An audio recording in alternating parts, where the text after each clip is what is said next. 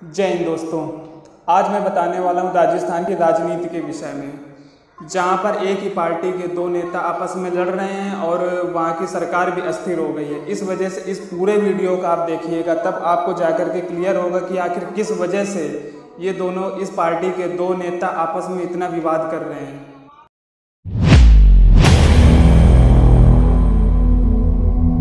2013 में जब कांग्रेस सरकार राजस्थान में बुरी तरह से हार जाती है तो इसे फिर से सत्ता में वापस लाने का काम सचिन पायलट अपने जिम्मे लेते हैं और इन्हें 2013 में राजस्थान का प्रदेश अध्यक्ष बना दिया जाता है, क्योंकि ये बहुत ही मेहनती आदमी है। और पायलट 5 साल कड़ी मेहनत करने के बाद में कांग्रेस सरकार को फिर से 2018 में जिताते हैं। 2018 के इलेक्शन में कांग्रेस को 100 सीटें मिलती हैं और भाजपा को 73 सीटें मिलती हैं, जबकि बहुमत के लिए 101 सीटें चाहिए होती हैं। तो बसपा के 6 विधायक आकर के कांग्रेस में शामिल हो जाते हैं और वहाँ पर कांग्रेस की सरकार बन जाती है। अब बात आती है कि जब कांग्रेस की सरकार बन चुकी है तो अब बात आती है कि सीएम किसे बनाया जाए। तो सचिन पायलट चाहते थे कि उन्होंने ही मेहनत करी है, वहाँ पर कांग्रेस को फिर से वहाँ पर जिंदा किया, कांग्रेस को फिर से वहाँ पर सत्ता में वापस लाए हैं, तो उन्हें ही सीएम बनाया जाए। जबकि कांग्रेस ने ऐसा नहीं किया और अशोक गहलोत को वहाँ पर सीएम बना दिया।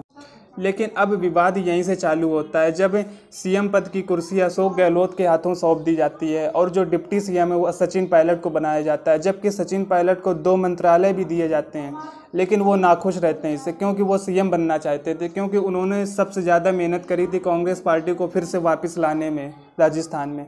इस वजह से सचिन पायलट सीएम बनना चाहते थे, जबकि कांग्रेस पार्टी ने यह किया नहीं और अशोक गहलोत को बना दिया।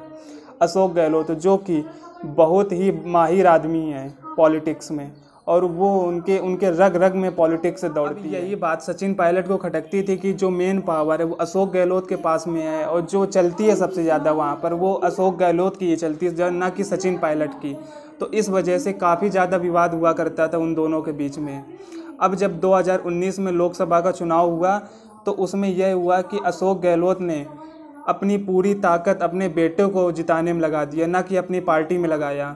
तो यह बात और भी ज़्यादा खटक गई सचिन पायलट को, क्योंकि वो चाहते थे कि जो अशोक गहलोत जिताने की कोशिश करें तो अपनी पार्टी में वो पूरी ताकत लगाएं, ना कि अपने बेटे में लगाएं जो कि जोधपुर से लड़ रहा था, जबकि अशोक गहलोत ने ऐसा नहीं किया।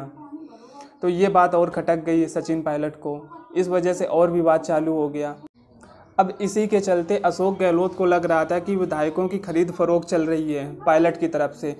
तो अब हद तो तब हो गई जब अशोक गहलोत ने सचिन पायलट के खिलाफ अपने ही उप मुख्यमंत्री के खिलाफ अपने ही पुलिस से नोटिस जारी कर दिया और उस नोटिस में देशद्रोह की धाराएं लगी हुई थीं। तो यह बात एक और सबसे ज़्यादा खटक गई सचिन पायलट को, जिसके कारण वो खुल करके अशोक गहलोत के विरोध में उतर आए। पायलट जी की पूर्वी राजस्थान में सबसे ज़्यादा पकड़ है और उनको 49 में से पूरी 42 सीटें मिली थी पूर्वी राजस्थान में। अब पायलट जी यदि आपको सीएम बनना ही है तो आप इसका प्रमाण दे दीजिए सोनिया जी को कि आपके पास 50% से ज़्यादा विधायकों का समर्थन है। यह मौका आपके पास 2018 में भी था, यह मौका आपके पास आज भी है कि आप यदि यह प्रमाण दे दें सोनिया जी को कि आपके पास 50% से ज़्यादा विधायकों का समर्थन है तो आपको सीएम बना दिया जाएगा आज भी। लेकिन आप ये काम करने में 2018 में भी नाकाम रहे थे और यह काम करने में आप आज भी नाकाम हैं। आपके पास केवल 25 विधायकों का समर्थन है, जिसके कारण आप खुद भी सीएम नहीं बन सकते हैं और सरकार को भी अस्थिर कर देंगे, जो कि आपने कर ही दिया है राजस्थान में। अब जब विवाद इतना बढ़ ही गया था तो at the last Priyanka Vadra ने इसमें दखलंदाजी कर ही दी और वो राजस्थान में जाकर के कांग्रेस की एक बैठक करती हैं, जिसमें से सचिन पायलट और अशोक गहलोत दोनों को बुलाया जाता है, दोनों को एक साथ बैठाल करके मीटिंग की जाती है। अब उस मीटिंग में सचिन पायलट के 3 सबसे मुख्य मांग होती हैं, जिसमें से पहली मांग है कि राजस्थान के इलेक्शन 2023 में ना होकर के 2022 में कराया जाए, मतलब कि 1 साल पहले कराया जाए और जो सीएम का चेहरा दिखाया जाए वो सचिन पायलट का दिखाया जाए। और जो दूसरी मांग थी वो थी कि कुछ मिनिस्टर्स को रिवार्ड दिया जाए।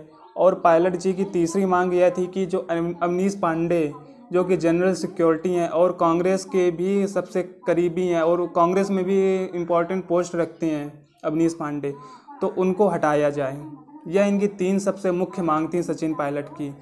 जो कि प्रियंका वाड्रा ने, मतलब कि कांग्रेस ने बिल्कुल खारिज कर दिया इन तीनों मांग को, मतलब कि मंजूरी देने से इनकार कर दिया और उल्टा सचिन पायलट को ही उनके मुख्यमंत्री के पद से, उनके प्रदेश अध्यक्ष पद से बर्खास्त कर दिया गया। उनके मंत्रालय भी उनसे छीन लिए गए। जिसके बाद सचिन पायलट फिर ट्वीट करते हैं, उसमें यह कहते हैं कि सत्य को परेशान किया जा सकता है, पराजित नहीं। यह था पूरा राजस्थान का विवाद। अब इसमें देखा जाए कि गलती किसकी है, किस वजह से सरकार वहाँ की अस्थिर हुई है, तो इसमें यदि पूरा एनालिसिस किया जाए तो पता चलता है कि कांग्रेस पार्टी की सबसे बड़ी गलती, कांग्रेस पार्टी के अध्यक्ष राहुल गांधी की सबसे बड़ी गलती है। क्योंकि यदि उन्होंने 2018 में ही इन दोनों को बैठालकर एक साथ मीटिंग की होती, इन दोनों के विवाद को सुलझाने की कोशिश की होती, तो आज को ये कंडीशन नहीं आती। और जो सचिन पायलट है आज सोच रहे हैं वो नहीं सोचते और अपनी पार्टी के साथ उसी तरह काम करते जिस तरह उन्होंने 2013 से 18 तक किया था। लेकिन इसमें राहुल गांधी की सबसे बड़ी गलती रही, उन्होंने ऐसा नहीं किया। कांग्रेस के हर एक राज्य की यही हालत है, चाहे वो छत्तीसगढ़ हो, पंजाब हो, एमपी, वहाँ पर भी 3 सबसे मेन आदमी निकल के आते हैं। पहले ज्योतिरादित्य सिंधिया, दिग्विजय सिंह और कमल सिंह। इन तीनों को यदि बैठाल कर राहुल जी यदि मीटिंग करते उनके साथ में, और तो वहाँ की सरकार बच सकती थी, और जो एमपी चला गया उनके हाथ से वो भी ना जाता। यदि आपको मेरा वीडियो ठीक लगा हो, यदि आपको मेरा काम सही लगा हो, तो आप मेरे चैनल को सब्सक्राइब करिएगा, इनसाइड नेशन नाम का।